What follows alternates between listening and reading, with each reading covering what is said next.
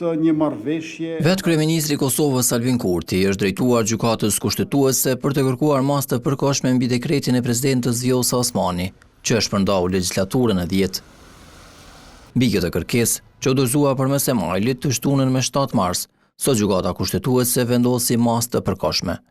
Sipas vendimit, masa e përkohshme është në fuqi nga sot e deri me 31 mars. Dhe sipas saj, ndalohet çdo veprim i presidentës së Republikës së Kosovës në lidhje me dekretin numër 24 fraksion 2026 të 6 marsit 2026, si dhe ndalohet çdo veprim të Kuvendit të Republikës së Kosovës.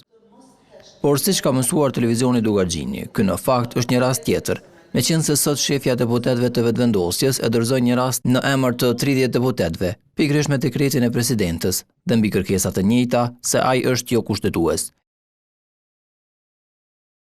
Qeveria e Republikës së Kosovës konsideron se në këto rrethana ekziston një rrezik real dhe i menjëhershëm që përpara se gjykata kushtetuese të vendosë mbi themelin e kësaj çështjeje, të krijohen pasoja faktike dhe institucionale të cilat do të ishin jashtëzakonisht të vështira për të korrigjuar në rast se më vonë konstatohet se akti i kontestuar nuk është në përputhje me kushtetutën. Fillimi i procedurave për organizimin e zgjedhjeve të jashtëzakonshme do të përfshinte një sër veprimesh institucionale dhe administrative, duke filluar nga caktimi i datës së zgjedhjeve, aktivizimi i procedurave zgjedhore, mobilizimi i administratës zgjedhore, KQZ-s dhe angazhimi i burimeve publike, të cilat pasi të jenë ndërmarrë do të krijonin një gjendje faktike që do të ishte tejet e vështirë të rikthehej në gjendjen e mëparshme kushtetuese.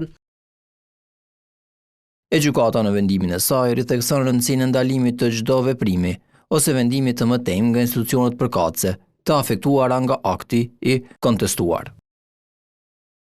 Gjykata thekson se vendosja e masës së përkohshme ex officio dhe sipas kërkesës së parashtruesit të kërkesës, përmes të cilës ndalohet ndërmarrja e çdo veprimi nga presidentja lidhur me dekretin e 6 marsit 2026, si dhe ndalimit të çdo veprimi të kuvendit deri në vendosjen e rastit nga gjykata kushtetuese, është në funksion të parandalimit të shkaktimit të dëmit të pariparueshëm për rendin kushtetues të Republikës së Kosovës dhe funksionimin demokratik të institucioneve kyçe në Republikën e Kosovës.